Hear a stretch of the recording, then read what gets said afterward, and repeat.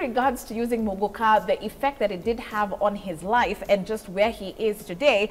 But here to also provide some expertise on the matter is counseling psychologist James Washeke. Gentlemen, welcome back as we cover the topic on Moka as a substance addiction.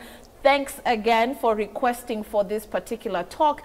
It seems that the interest in it is there because there's just so many people in it, you know, who are chewing. Yeah. And so I believe the reason why we were requested to do this particular topic is because there's someone out there who knows, okay, I probably need to make a change here. Kind of getting back to you, now that he mentioned that people don't really understand, and because it's such a vibe, you know. Nowadays, it's not just men doing it, even ladies. I know a number of ladies who actually enjoy to have their mira and have their mogoka, whichever, you know. I don't know, for you, was this some form of escapism? Was it a coping mechanism because you just didn't want to deal with something?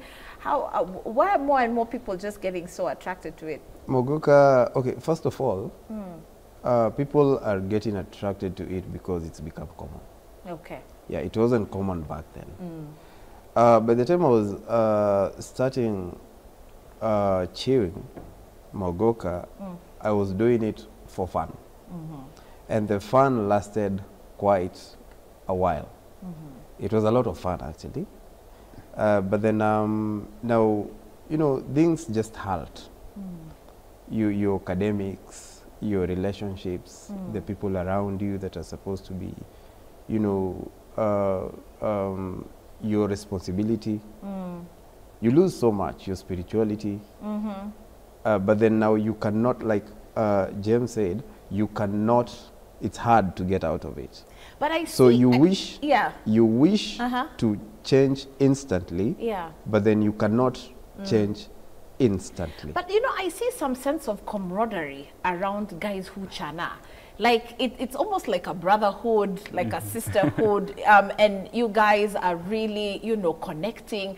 There's no positive aspect to it in terms of the social engagement. I remember there's a time I was so reckless with, you know, these people don't come from the same place. Okay. Yeah, they meet there for that purpose. Okay. To That's what brings us together. Yeah, and then everybody else after that leaves and goes back to their own problems.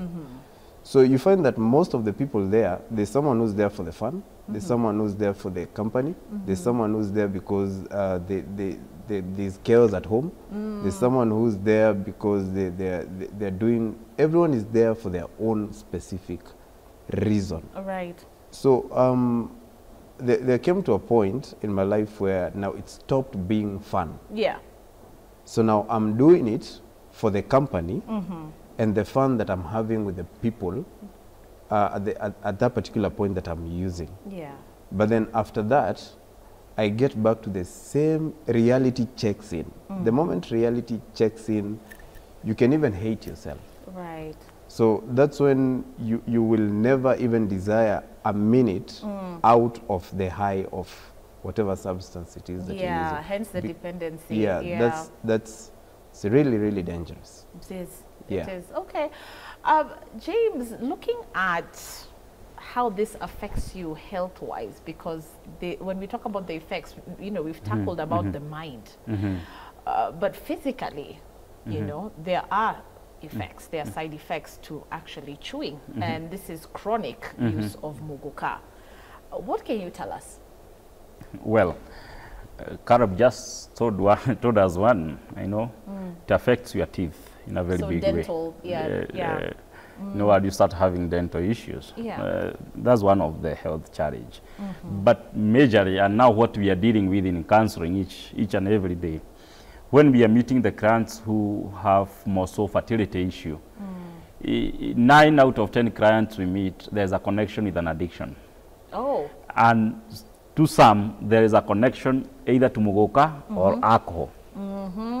But how does this come about? You know, when they are chewing mora, they take the fresh leaves and the bud, you know, the juicy ones. You know, it goes into your body, and then in one way or the other, it start affecting even your reproductive system, more so to the men, because that substance, there is a way that it start blocking the testicles, you know, and we know that's where the sperms are produced. Right. To some people, they can experience inflammation of their testicles as they use this Moka often. To some, with the time, it start blocking. Yeah. You know, the urethra. You see these pipes or vessels that we use maybe to transport urine or even sperms.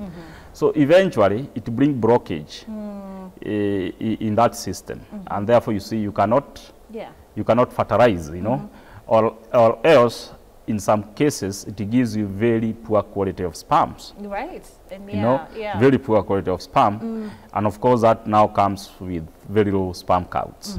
You see, then the whole debate again, as I'm saying, it starts small there in chewing, eventually it brings spiral effects now. Right, right. Because now this is a family matter. This is a family matter. You because see. now when we're talking about marital issues, this is where it pops in. Exactly, exactly.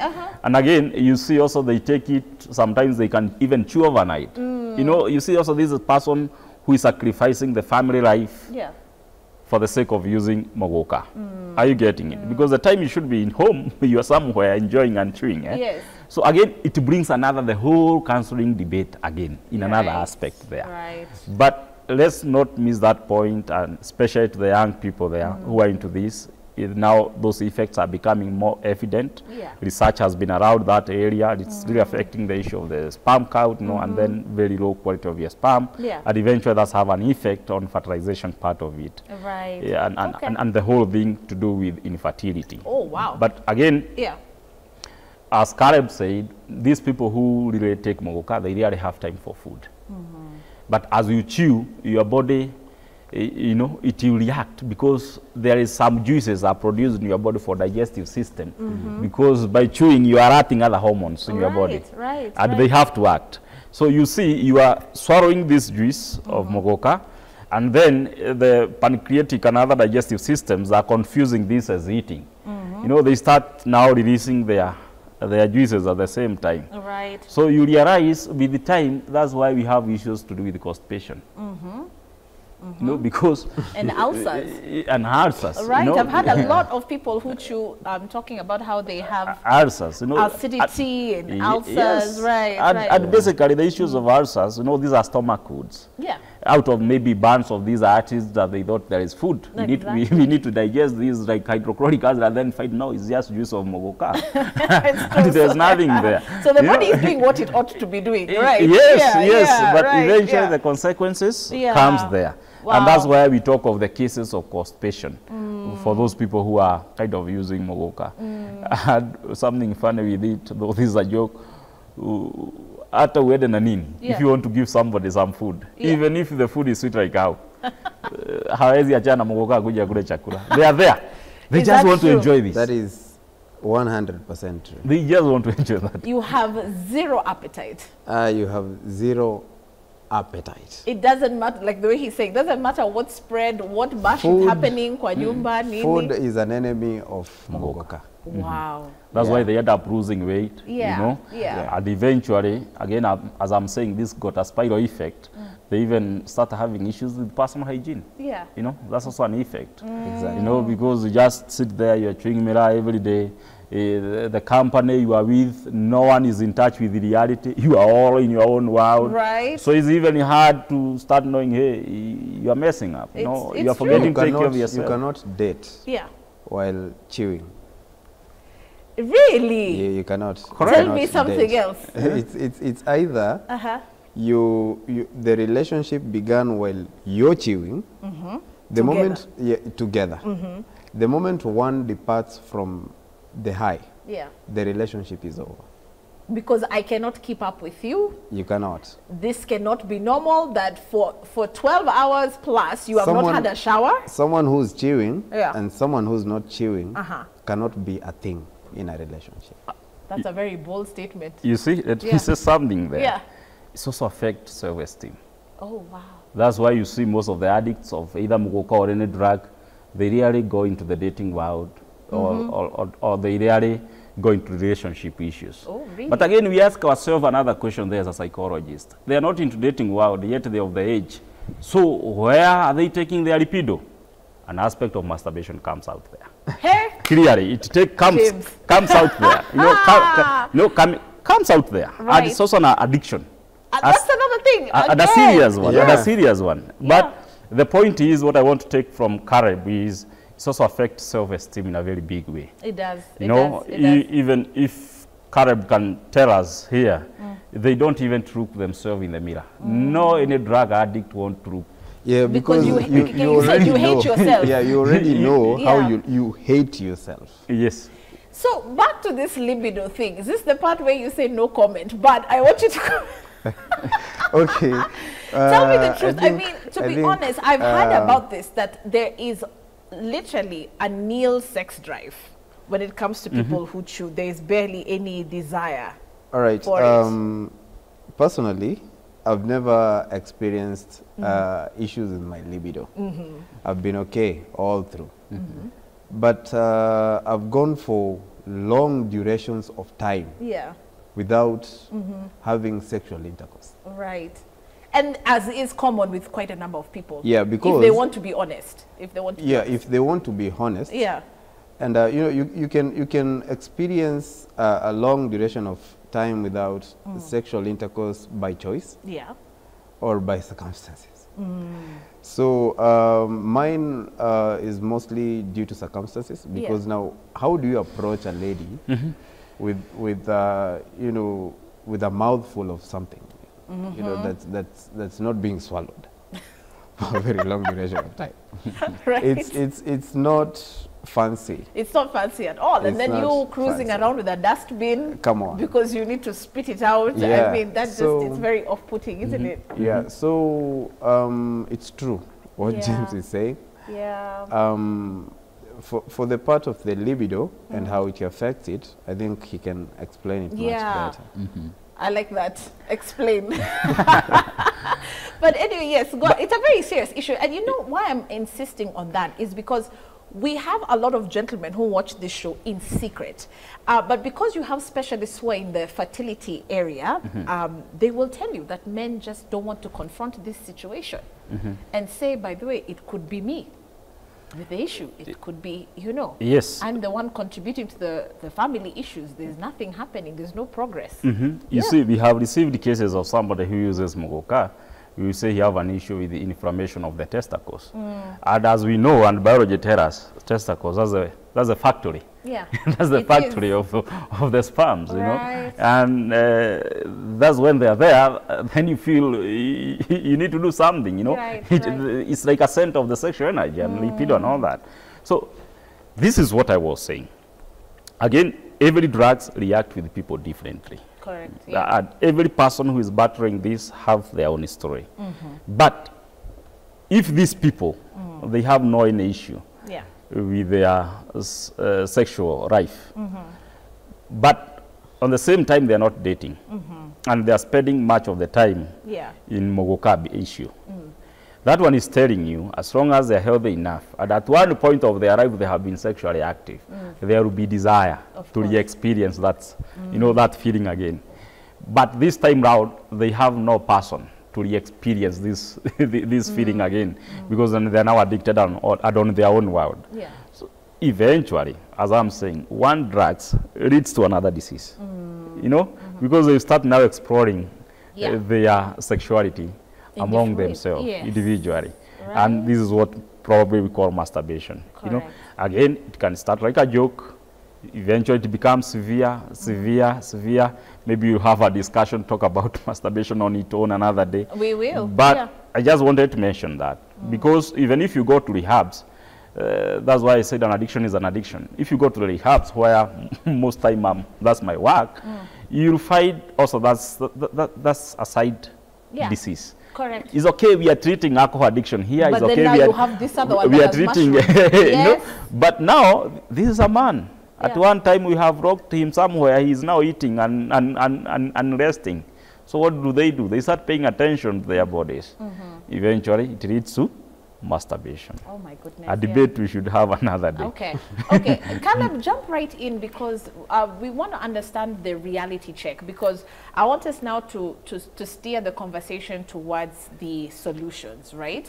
What was your reality check? You know, at some point, you have to summon your conscience and your mind and your spirituality. You have to know who you are. Yeah. You have to retrace back your steps and understand. You know, you look at the people around you, the people you went to school with. My younger sister, you know, she's doing so well with life, and I at some point was her role model. Oh wow. So now I'm left wondering, is this all life has to offer to me? No. So how did I get myself into this? Who is to blame? Yeah. So the moment you take the blame, that's the beginning of the change in your life, if you're willing. If you're willing. Yeah. How difficult was the detachment?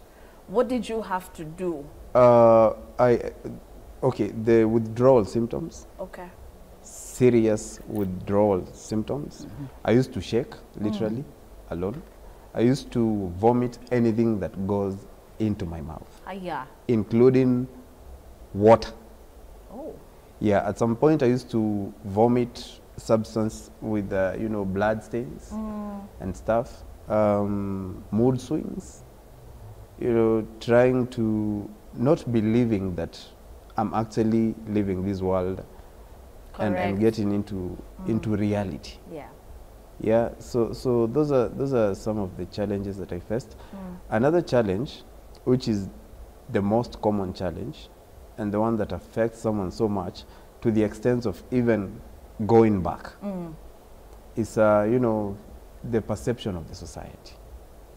The society have seen you doing it, they've written you off, literally. So there's some stigma associated with it. They don't believe that you could make a comeback in any way.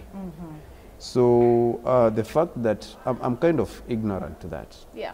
Because I realize that I'm doing this for myself.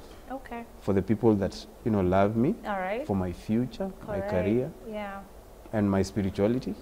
So whatever people think is their own problem. Okay, I love it. We have about 5 minutes to go. James, what are you telling us in terms of treatment options that are out there? I want to believe Caleb's story has touched someone, and even the facts that you've raised today will inspire someone to want different. So what am I looking at? You see, the best medicine of any addiction is to stop. Stop, in this case, stop immediately if you can. But as saying, that comes with side effects. You know, he's talking of vomiting. Other people have severe headaches. Other people become dizzy. You know, it reacts differently. But one thing I want to ask our brothers and sisters who are into this, you know, first have a moment of reflection or meditation, if you like it. You know, as he did first. You know, he analyzed himself, where he is and where you want to be. Then make as a personal decision. Give yourself a commitment. I want to see myself out of this. And the moment you do that, then seek the necessary support that you need. It could be counseling, you know, which works so well, especially to those people who are not severely addicted. You know, you can talk to somebody and you can overcome this. Then for those who are severely addicted, they need to know there is treatment for this. You know, maybe a rehab could be an option. Right. But what works better and cheaper, it is therapy. If you can just bring all your worries and discuss them in a counseling setup. Again, without forgetting, you know, June is a mental health month for men. And men always have issues when it comes to speaking out and coming up, you know. But we are encouraging them this morning, if they can show up, you know, and talk to somebody where they are assured of confidentiality and their privacy, and there is enough support for this. It's just need personal sacrifice and willingness, you know, to aid the Moka issue or any Okay. other addiction there. I'll give you the opportunity to let people know how they can contact you, James, if they require counseling or some consultation. What's your message, as we say kwaheri, to young people who are ripe into this and are just like, hey, niaje this weekend, maze, tunachana wapi? You know, I'm not going to pamper you. I'm not going to pamper anybody. It's a choice that you make. Okay. So if you're out there and you're leading a miserable life because you choose to stay in drugs and substance abuse, you deserve the misery. It's as simple as that. Yeah, so the choice is in your hands. If you're living in misery because you're in drugs, then do not put the blame on anybody. The blame is on you. Wow, It's as take simple some as that. responsibility. Yeah. Wow. He's not mincing his words. That is it. That is it. That is it. You know, Case closed. actually, in any mental health issue, Right. you have to be the driver. Right. It is not even the case of a psychologist driving. It's you who has to want it. It's a personal Yeah, decision. it's a personal decision. Yes, because when you force somebody to the counseling room, they can decide not to come. Of course. But when they are willing, it works so well. By the way, there's a seamless. Yes, Yes. system. And then you get somebody just, you know, adjusting so well and regaining themselves, as we can see Caleb today. Wow, nice. You know? I love it, Caleb. You know? James, how can people reach you? Because my director tells me we are out of time. How can people reach you for further consultation? Okay, thank you so much. People can always contact me and come to our offices in Ajib House or in Garden City for those who are in Thika Road and also in Muranga Town. My contact could be 0715 86 3859. 0715 86 3859. No, you can reach out and then we can discuss this into a more personal level. Fantastic. If Caleb's story has touched you this morning, want to ask you to send us a DM. You can also DM me as well. I'll also put you in touch. I find that people who talk to people who've been there, done that, won the t-shirt, seem to also sell very well. And believe you me, Caleb, I'm pretty sure there will be someone actually telling me, I want to talk to that guy because there's someone there who understands me. You know, it's one thing for James to talk to you, but it's something else for someone who's been in those shoes to talk to you. So Caleb, thank you so much for sharing your story, okay? Please, like I had said, DM me. Of course, James has given his contacts. If you missed that, I'd be happy to pass those as well to you. But yet again, ladies and gentlemen, James Washeke, counseling psychologist, as well as Caleb Mukoma here, a motivational speaker. That's what I'm going to call him now. Thank you, gentlemen, for being with us, and to you for tuning in. Be sure to keep it K24. Let's leave it there as we hand over to Interactive. My name is Shiko Kaittany. God bless.